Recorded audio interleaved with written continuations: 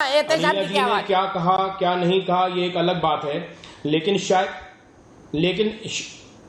शायद अनिला जी इतनी ज्यादा भक्ति में मतलब लीन हो गई हैं योगी जी की कि उनको न्यूज़पेपर, जलती लाशें और यूपी जलता हुआ जो यूपी प्रदेश है वो उनको दिख नहीं रहा है। लेकिन मैं अपनी सिस्टर को ये बताना चाहूंगा कि बहन, अगर आप न्यूज़पेपर पढ़ती, शमशान घाट जाके देखती और वहां के युवाओं की स्थिति देखती तो शायद आप ये बयान नहीं देती।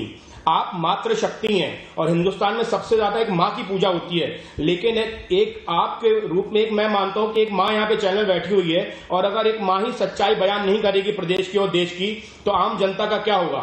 आप देखिए, आप इस बात से एक इत्तेफाक रखेंगे कि यूपी में कोविड के टाइम पे रेप और बाकी क्रिमिनल केसेस में बहुत ज्यादा इजाफा हुआ है। यूपी में जब पंचायत इलेक्शन कराए 1600 से ज्यादा सरकारी टीचरों की जान चली गई, उनके लिए आप लोगों ने क्या किया बताइए। आप आज रेप के केस में यूपी नंबर 1 बनने की कगार में है।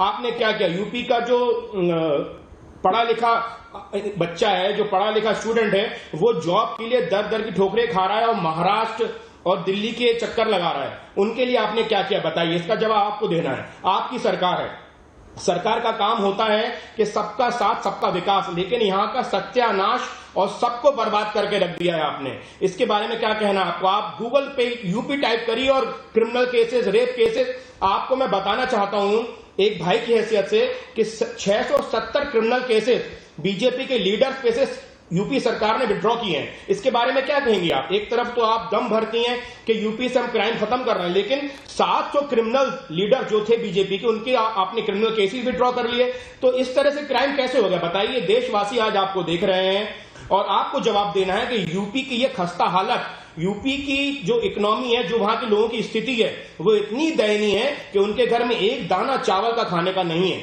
लेकिन आज भी अगर आप जैसे सीनियर लीडर्स, आप जैसे पढ़े लिखे लोग योगी सरकार की नाकामियों को छुपाएंगे तो हम जैसी आम जनता फिर कहां जाएगी बताइए आप। दीपक भाई साहब से भी मैं सवाल पूछना चाहूंगा। दीपक भाई साहब, आपको भी सवाल पूछना चाहिए कि यूपी इतना बड़ा प्रदेश है, उसके बावजूद भी यूपी सरकार ने कोरोना से लड़ने के लिए क्या तैयारी करी, इनकी क्या गाइडलाइन थी। मैं आपको चैलेंज करता हूं दीपक भाई साहब कि हमारी सिस्टर जो यहां बैठी है, यूपी को रिप्रेजेंट कर रही है, इतनी बड़ी पॉलिटिशियन है, अगर ये मुझे एक पेज की भी गाइडलाइन दिखा देंगे ना कि यूपी सरकार ने कोरोना से लड़ने के लिए बनाई होगी 2 महीने 3 महीने पहले, तो आप जो बोलेंगे मैं वो करने को तैयार हूं।